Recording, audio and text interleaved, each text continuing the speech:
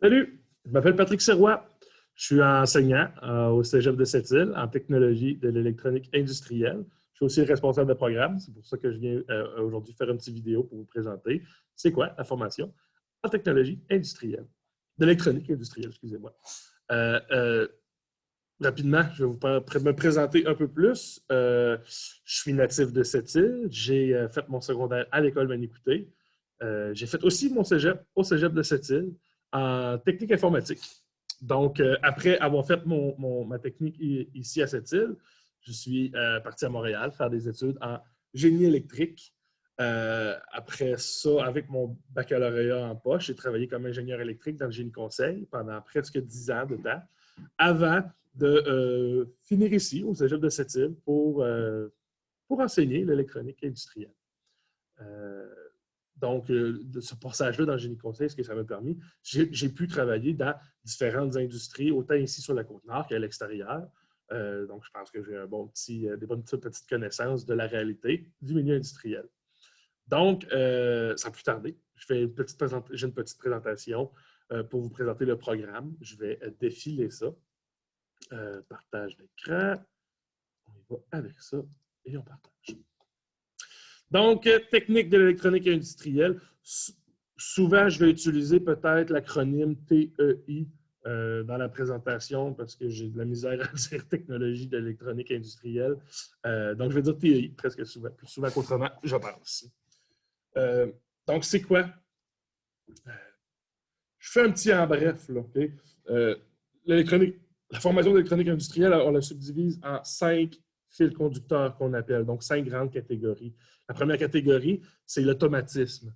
Dans ce volet-là, on va apprendre la programmation d'automates. Un automate, c'est comme un ordinateur industriel. C'est eux qui contrôlent tous les procédés. À tel moment, tu ouvres telle valve, à tel autre moment, tu démarres tel moteur.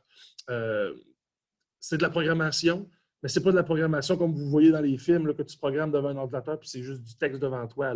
C'est avec un utilitaire graphique, avec des entrées et des sorties. Bref, c'est pas de la programmation comme on y pense généralement, mais c'est de la programmation pareille.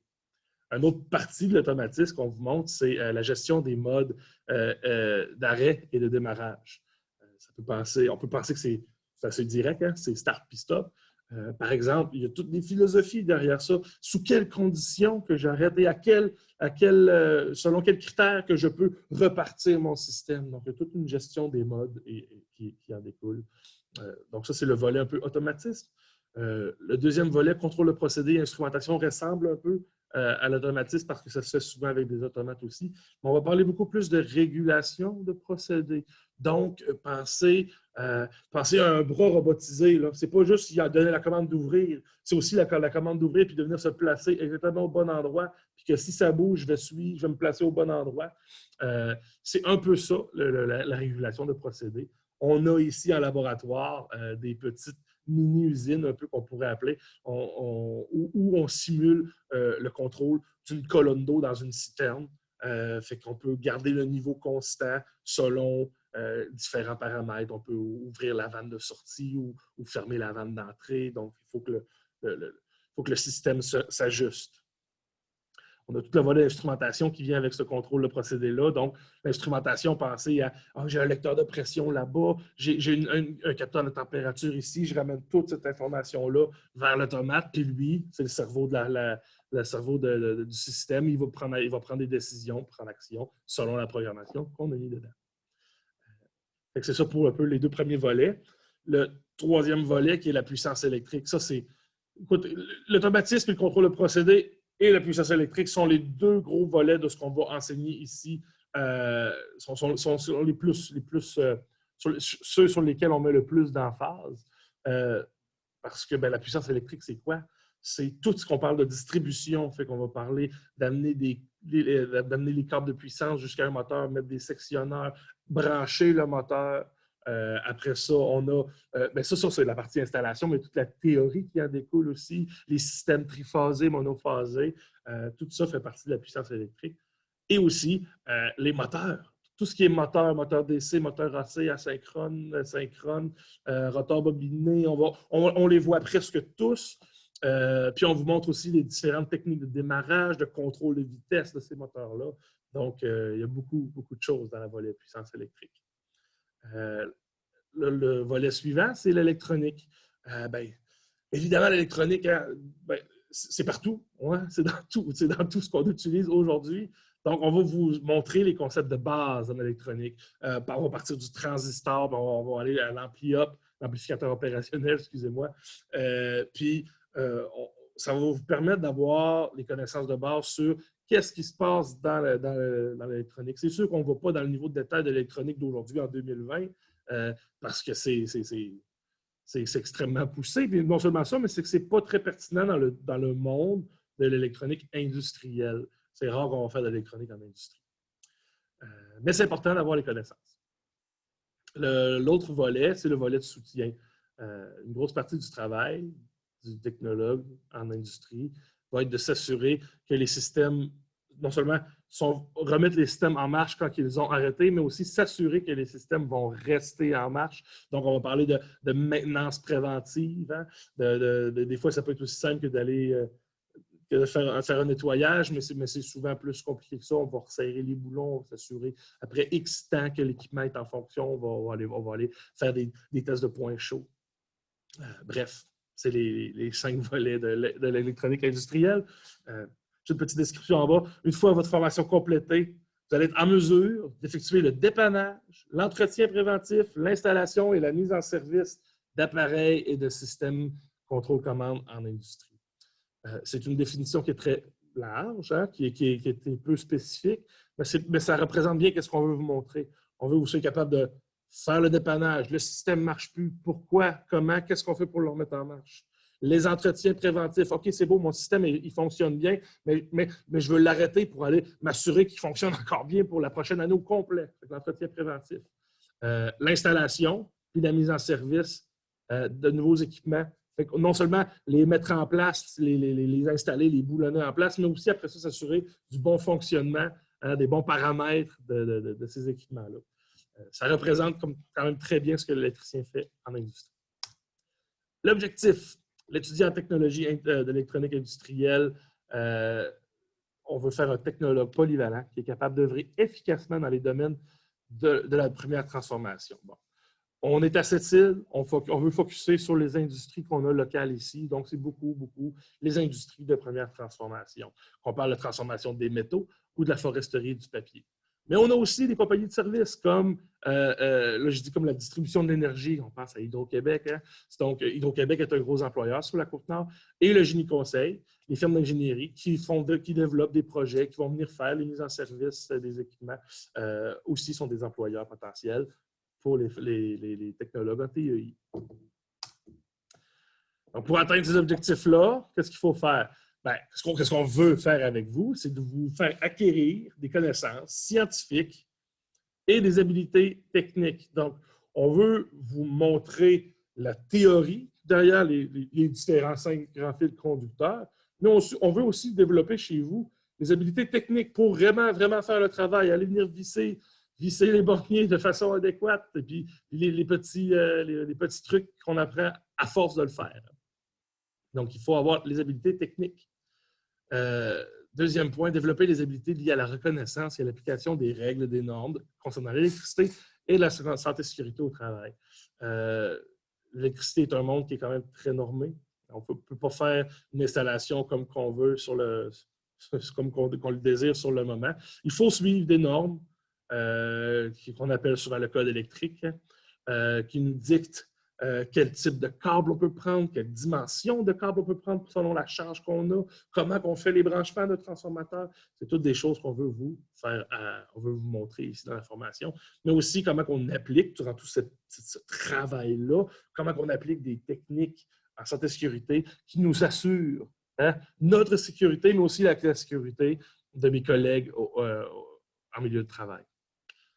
Et le troisième point, qui est plus court, mais qui est tout aussi important, capacité d'apprendre et de s'adapter à l'évolution technologique. Évidemment, il y a beaucoup de choses à savoir en électricité.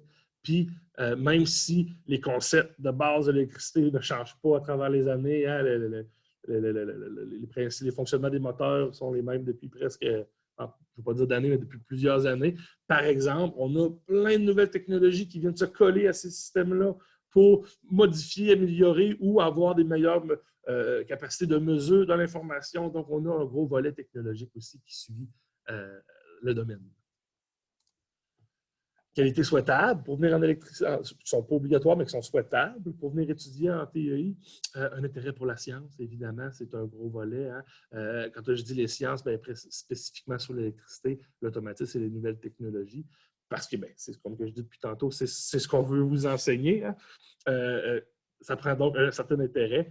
Après ça, une pensée logique puis aimer résoudre des problèmes. Comme électricien, une grosse partie de votre travail va être de trouver le bobo, il est où le problème dans mon système et qu'est-ce que je peux faire pour le remettre en marche. Et puis ça, si vous allez le vivre à travers tous vos laboratoires en TEI, quand on a des problèmes, il faut trouver la solution puis il faut mettre le système en marche. Capacité de concentration et d'adaptation, dépendamment du travail, des fois, ça nous prend beaucoup de lecture pour réussir à comprendre un système, ou des fois, c'est vraiment juste une concentration parce que je travaille sur de quoi de très petit qui nécessite un travail de précision. Ça prend une bonne concentration pour réussir à atteindre ces objectifs-là. Terrain de travail d'équipe, souvent, non seulement l'électricien travaille avec un autre électricien, mais pas seulement ça, c'est pour en arriver à trouver, le but, c'est de trouver des problèmes, par exemple, sur un système qui ne veut plus marcher, bien, ça aide de pouvoir consulter ses collègues. Hein, le travail d'équipe est très, très, très important. Ce que ton collègue sait, ça ne veut pas dire que toi, tu y as pensé. Puis à deux, souvent, ça va aider à amener la solution. Esprit curieux bricoleur, il y a un gros aspect manuel dans ce qu'on va faire. Il y a un gros aspect intellectuel, puis un gros aspect manuel. Ça prend donc quelqu'un qui aime jongler un peu les deux. Donc, un esprit curieux et un esprit bricoleur aussi. Puis la souci du détail et de la précision. Comme j'ai dit, des fois on travaille sur des petites composantes. Mais des fois aussi, on parle souci du détail sur un panneau électrique quand on va faire le câblage dedans. C'est important de le faire de façon propre pour que la prochaine personne qui vient après toi ne soit pas pris dans ce qu'on dit souvent dans le domaine, un spaghetti de fil électrique. On ne sait plus où vont les fils, on ne peut plus suivre. Donc, ça prend un bon souci du détail. Oh, OK. Conditions d'admission pour venir étudier ici au Cégep de Sept-Îles en TEI. Ça prend évidemment votre diplôme d'études secondaires et d'avoir les préalables suivants. Ça prend la physique de secondaire 4. Ça va vous prendre la physique forte de secondaire 4 dans tous les cas.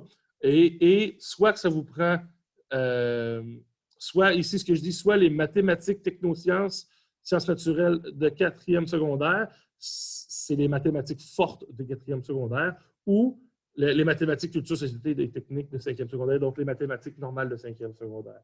Donc, votre diplôme d'études secondaires, votre physique de secondaire 4, la physique forte de secondaire 4, comme j'ai dit, l'électricité est un volet de la physique. Et après ça, ça vous prend soit vos maths fortes de secondaire 4 ou soit juste vos maths de secondaire 5 pour pouvoir rentrer, pour vous inscrire au programme de TEI. Le programme, ici, le programme de TEI, on fait une alternance travail-études qu'on appelle des stages. Donc, vous avez une quantité de stages à faire dans la technique. Ils ne sont pas obligatoires, mais vous avez jusqu'à 2 stages à faire dans la technique. Qu'est-ce que je dis?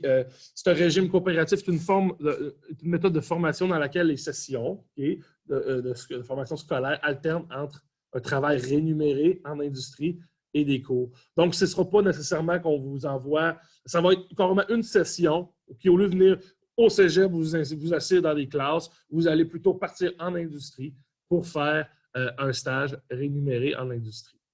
Le terme coopératif, là, je dis mal à l'évidence la participation de l'entreprise dans la formation technique des jeunes adultes. L'industrie a tout avantage à ce que vous formez de façon comme elles ont besoin. Donc, ça les implique comme ça dans le processus, ce qui est très bien. Le cégep, il reste responsable, par exemple. Hein? On reste responsable de la planification de l'organisation des stages. Puis, on doit, je pense que je le dis dans la slide suivante, c'est qu'on doit aussi approuver que le stage correspond à nos critères là, de formation. Qu'est-ce que je dis? Apporte un enrichissement à la formation de l'étudiant tout en favorisant les intégrations du savoir, savoir-faire et du savoir-être. Donc, en industrie, non seulement le savoir que vous avez à l'avoir appris en classe ici, vous allez pouvoir le mettre en pratique en industrie. Vous allez apprendre, c'est une chose de faire ici les laboratoires sur des équipements qui sont souvent un peu plus petits que ce qu'on a dans la vraie vie.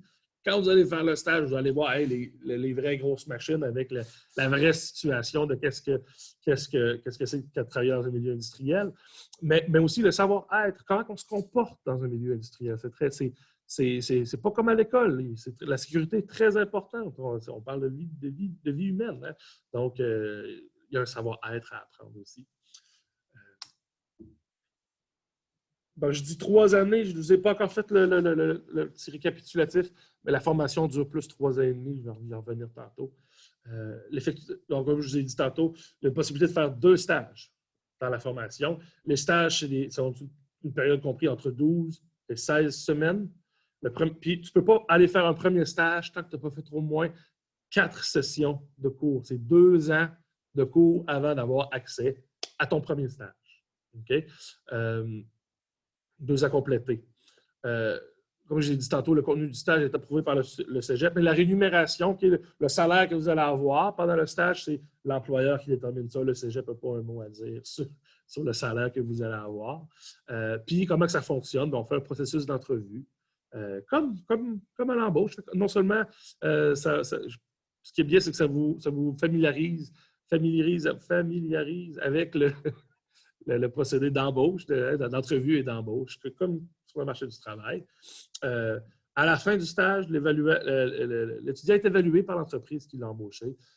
On reçoit un petit rapport sur comment vous êtes bien intégré dans l'équipe, comment que les apprentissages, votre capacité d'adaptation encore qui vient jouer là-dedans, comment que le stage a été dans son ensemble.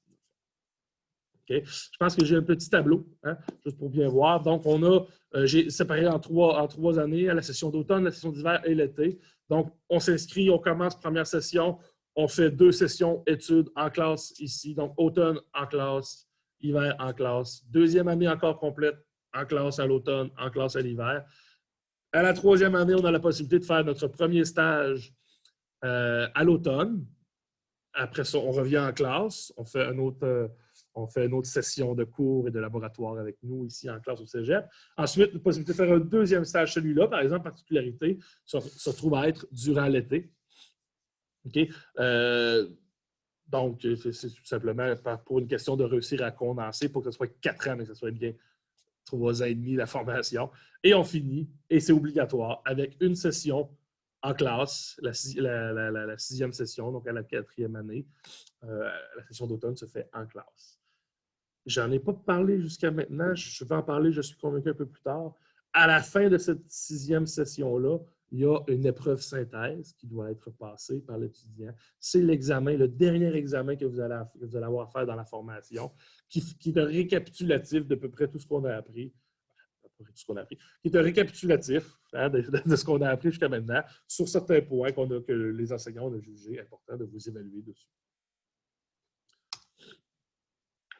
J'en ai pas parlé beaucoup, mais je parle en classe, mais je veux que vous sachiez que chaque cours de la formation de TEI est associé d'un laboratoire.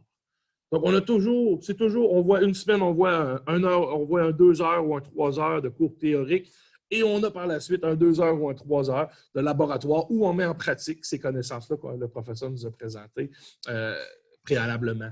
Donc, ça nous permet d'avoir je ne vais pas le dire en anglais, là, mais plus hands-on. C'est très, très pratique, dans le fond. Okay? Donc, je vous montre des petites photos. Ici, on a le laboratoire d'électronique. C'est ce genre de laboratoire-là où je vous dis qu'on a souvent des petits montages sur des plaques de prototypage qu'on voit ici qu'ils utilisent. Puis, on utilise plein d'instruments spécifiques à l'électronique. Hein? On va faire des oscilloscopes, des générateurs d'ondes. Puis, on fait des petits montages. Et on voit un peu qu'est-ce que c'est. Ensuite, on a nos laboratoires de machines électriques. C'est là qu'on va faire plus de la distribution des moteurs. Qu'est-ce qu'on a ici? On a des sectionneurs avec un panneau de contrôle de démarrage de moteur qui va alimenter ici mon moteur. Ici, un étudiant qui travaille dans le même panneau de contrôle. Donc, vous allez faire physiquement là, le travail dans ces panneaux-là, dans ces cours-là. Ensuite, on a le laboratoire de Matisse. d'automatisme, excusez-moi, c'est le local dans lequel je me trouve présentement.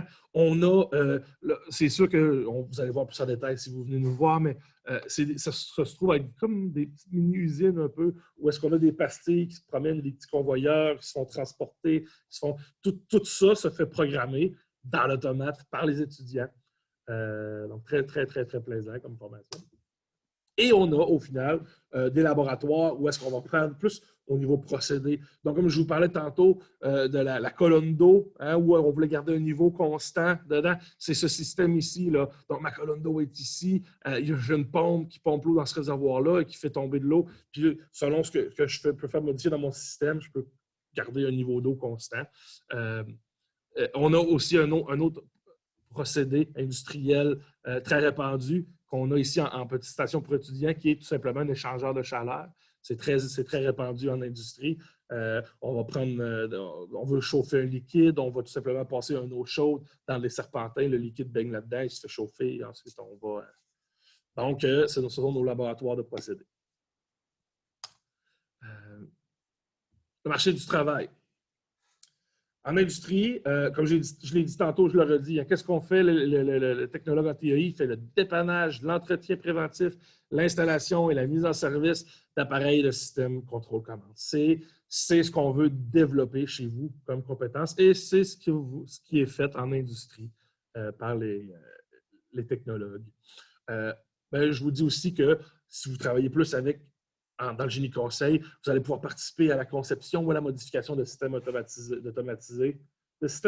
ou d'installation électrique. Donc, ça peut être un système existant qu'on veut modifier, rajouter des fonctionnalités, ou ça peut être complètement un nouveau système, une nouvelle installation, une nouvelle usine peut-être. J'ai eu la chance de faire ça, entre autres, de travailler sur une nouvelle usine. Très, très, très, très, très plaisant.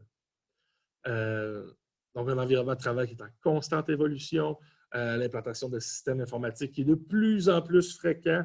Il faut en connaître quand même un petit peu avec les ordinateurs, mais on vous amène là, ce n'est pas un problème. Puis, il peut être appelé, là je dis seul ou en équipe, comme je l'ai dit tantôt, c'est souvent en équipe. Donc, d'ailleurs, les laboratoires qu'on vous fait faire, nous, ici en classe, c'est en équipe. On veut vraiment développer chez vous l'aptitude au travail d'équipe.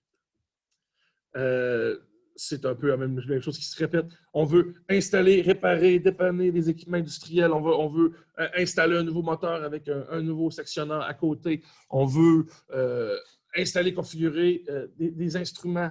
Donc, j'ai une conduite d'eau chaude. Je veux savoir c'est quoi la température de cette eau-là. Il faut que j'aille installer un instrument, un petit thermomètre, dans le fond, mais électronique, qui vient lire la température et qui va transférer cette information-là jusqu'à l'automate. Il faut calibrer cet instrument-là. Donc, il faut aller en façade dessus, mettre les bons paramètres comme dessus. Il faut donc assez bien connaître l'instrument. Donc, il y a toute une littérature qui vient avec. Vous voyez bien que ça peut paraître, de quoi qui peut paraître simple, prend vite de l'ampleur. Interpréter et modifier les schémas électriques selon les normes en vigueur. Donc, vous allez effectivement être appelé à lire un schéma électrique et à comprendre ce qu'il vous dit. Il est là pour vous dire quelque chose, mais il faut être capable de aller chercher l'information importante pour aller prendre action par la suite. Les principaux employeurs, on essaie de focuser beaucoup sur la région de la Côte-Nord, mais on sait très bien que vous ne passerez pas nécessairement votre vie sur la Côte-Nord, donc on essaie de rester plus large pareil. Mais les alumineries, on a la chance d'avoir Aluminerie Alouette ici, mais on a au Saguenay aussi, il y a Alcan qui est très installé là-bas, à Bécomo, il y a Alcoa. Les alumineries, on en a beaucoup au Québec. Les compagnies d'électricité, encore, on pense à Hydro-Québec, nous, qui est la principale compagnie de fournisseur d'électricité au Québec. Les différentes compagnies minières, on a, ici à cette île, on a IOC, on a ArcelorMittal, il y a d'autres compagnies minières partout au Québec, je ne les connais même pas tous, mais il y en a plein en Abitibi, il y en a plein, bref, des compagnies minières. L'industrie du pâte et papier, qui est encore présente sur la Côte-Nord, on a Arbec à Port-Cartier, je ne connais pas le nom de l'usine à Bécomo, mais je sais qu'il y a une usine à Bécomo. L'industrie manufacturière, ça, on commence à être moins dans notre créneau ici sur la Côte-Nord, mais si on se rapproche de Montréal et de Québec, l'industrie manufacturière et l'industrie principale, c'est un exemple qui me vient en tête parce que quand j'ai travaillé à Québec, j'ai eu affaire un peu avec eux, mais les compagnies de biscuits Leclerc. Ils font des biscuits, mais c'est une industrie manufacturière du Québec. Okay? Dans l'agroalimentaire, mais ça reste une manufacture. Firme de génie conseil, là, on a encore plusieurs choix. Le génie conseil, c'est plus une job de bureau, hein, un peu plus conception, un peu plus théorique, souvent. Hein. L'industrie du transport, je ne vais pas toutes les nommer. Enfin, l'industrie du transport, les fabricants d'équipements, ça c'est un autre, par exemple, un autre gros. Quand on achète un transformateur, qui l'a fabriqué? Bien, il y a des fabricants au Québec de ça. Delta fabrique des transformateurs au Québec. Les municipalités aussi vont engager, que ce soit pour entretenir leur réseau d'éclairage, leur réseau tout ce qui est aqueduc et apport d'eau, ça a besoin de systèmes de pompe. Ça a encore là des automates qui font la gestion du système automatisé. Les services publics parapublics, évidemment, vont en engager aussi. Donc, je ne veux pas trop. Ce n'est pas une liste exhaustive, je ne les nomme pas tous. Je pense en avoir nommé plusieurs, par exemple. Bon. Au niveau des études supérieures, le programme, le DEC, vous permet d'aller faire des études, de continuer vos études à l'université. Moi, par exemple, j'ai fait une technique ici au Cégep de Sept-Îles en informatique et j'ai eu accès à aller faire un bac en génie électrique à l'École de technologie supérieure. Moi, c'est là que j'ai été, en génie électrique à l'École de technologie supérieure. Mais ce n'est pas le seul choix. On a aussi la technique de génie de production automatisée qui va faire de vous des ingénieurs spécialisés en automatisme. Aussi, on a les bacs en enseignement, formation professionnelle et technique qui se donnent à l'UQAM, qui se trouve être l'Université du Québec à Montréal, et à l'UQTR, qui est l'Université du Québec à Trois-Rivières. Donc, ces deux universités-là offrent des programmes de formation. Ça, c'est des programmes, c'est ce que je viens de nommer, où est-ce que vous êtes accepté directement avec votre technique, directement. Vous allez pouvoir, pareil, vous inscrire dans d'autres domaines. Vous pourriez aller faire un bac en génie électrique dans une autre université que l'École de technologie supérieure. Ça se peut, par exemple, que ces universités-là vous demandent la réussite de certains cours complémentaires pour compléter l'admission. Donc, ça conclut ce que je voulais vous faire part sur le programme de technologie de l'électronique industrielle. J'espère avoir été clair, j'espère avoir réussi à captiver un peu votre intérêt. Donc, au plaisir de vous voir.